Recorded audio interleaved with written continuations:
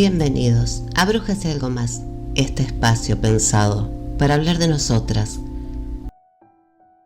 Danzar es sentir, sentir es sufrir, sufrir es amar. Usted ama, sufre y siente.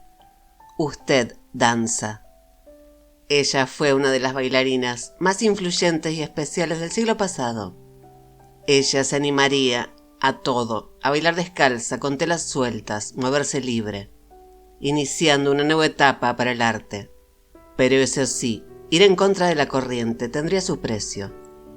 Ella fue aplaudida, pero también criticada, y en su vida hubo amores fugaces, pérdidas insoportables y elecciones muy audaces para su tiempo.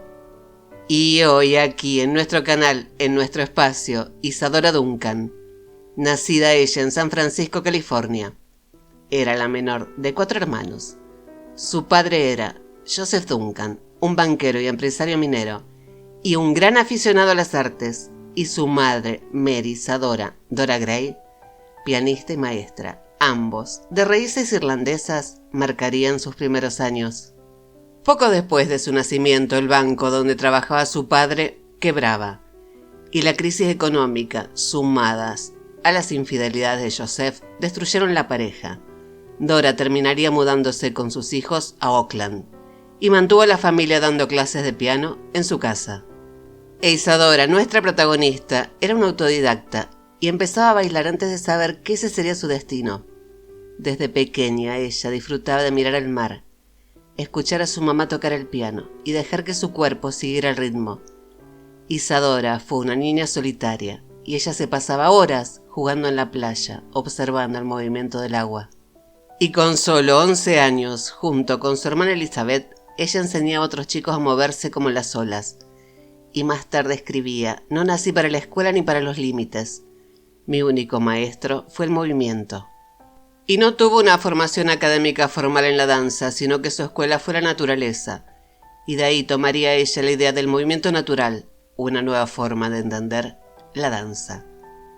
Durante su adolescencia comenzó a presentarse en pequeños teatros de San Francisco, luego en Chicago y Nueva York. Al final se unía a la compañía de Augustine Daly como la bailarina de reparto. Allí su estilo sorprendió a los empresarios, pero cautivó al público. Ella bailaba descalza, envuelta en una túnica ligera, inspirada en la Grecia clásica, sin una historia que contar, pura emoción y movimiento.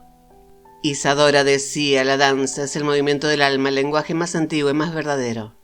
Y con humor escribió que empezó a bailar en el vientre de su madre, alimentada por ostras y champán, el alimento de Afrodita.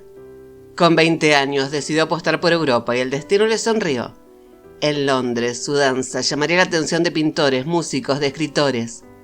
En París encontró aún más aceptación a su estilo y trabajó con compositores como Chopin y Beethoven, reinterpretando ella sus piezas desde el movimiento. Y en esos años fundaba su primera escuela de danza, con un pequeño grupo de discípulas, a quienes llamó las Isadorables. Su deseo era enseñar libre a niñas y jóvenes, sin rigidez ni técnica impuesta. El magnetismo de Isadora no se limitaba solo al escenario. Quienes la vieron en París recordaban sus apariciones como unas auténticas puestas en escena. Vestidos negros de líneas simples, gasas de colores que se movían con el aire, sandalias, tocados de seda, collares de inspiración antigua. Y la describían como una figura casi mitológica, más cercana a una diosa clásica que a una espectadora cualquiera. Y el éxito le trajo dinero, sí, pero el dinero la llevaría a los excesos. Ella ganaba mucho y gastaba mucho. Y como en los escenarios, la vida privada de Isadora fue intensa y libre, tuvo amores poco convencionales, como el escenógrafo Edward Craig, con quien tuvo a su hija. Y más tarde se enamoraba del millonario Singer, heredero del imperio de las máquinas de coser, con quien tuvo a su hijo. Pero el lujo, las tensiones y la independencia de Isadora terminaron por separarlos.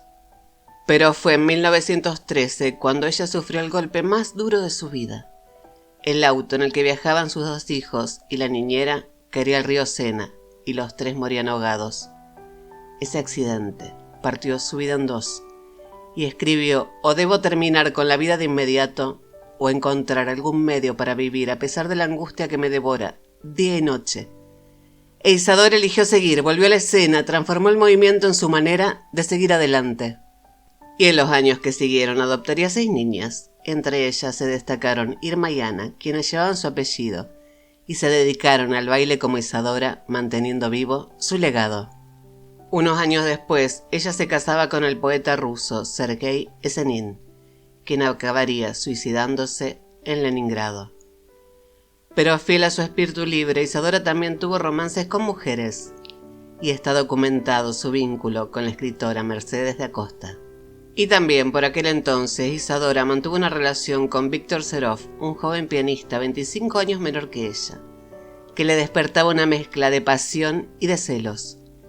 Y también en ese tiempo ocurrió un episodio que dejó inquieta y que ella misma contaría a sus amigos.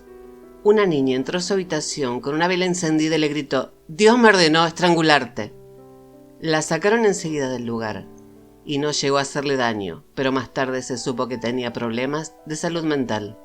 Pero sería un 14 de septiembre de 1927 cuando Isadora, que estaba alojada en un hotel en Niza, y nada, ni siquiera esa aparición de la niña en su habitación, la haría sospechar de su final. Esa noche ella salió a cenar con amigos y se mostró alegre, animada. Al volver a su hotel la esperaba su última conquista, Benoît Faichetto, un joven mecánico italiano y piloto, al que Isadora con humor llamaba Bugatti. Algunos dicen que él quería venderle un auto, otros que la relación era amorosa. Y ese día, al escuchar el ruido del motor del auto, Isadora bajó corriendo las escaleras. Ella vestida de rojo, con una larga chalina de seda del mismo color, y le aconsejaron que se abrigara. Pero ella con una sonrisa le respondió que con su chalina bastaba, y subió al descapotable, y antes de partir lanzó su última frase: «Adiós, amigos, me voy al amor». Y el descapotable comenzó su recorrido por esa ruta junto al Mediterráneo, pero en segundos la chalina ondeó y se enredaría en una de las ruedas traseras. Hubo un tirón seco, imposible de detener. Falchetto clavó los frenos, gritó desesperado, pero no hubo nada que hacer. Isadora había muerto en el acto. Ella tenía 50 años, y ese final trágico, casi teatral, convertía a Isadora Duncan en una leyenda. Y espero que este episodio les haya resultado tan interesante como a mí. No te olvides que podés dejarme un comentario si querés sugerirme alguna protagonista. Muchas gracias a todos por escucharme. Y nos vemos el domingo en Brujas y algo más.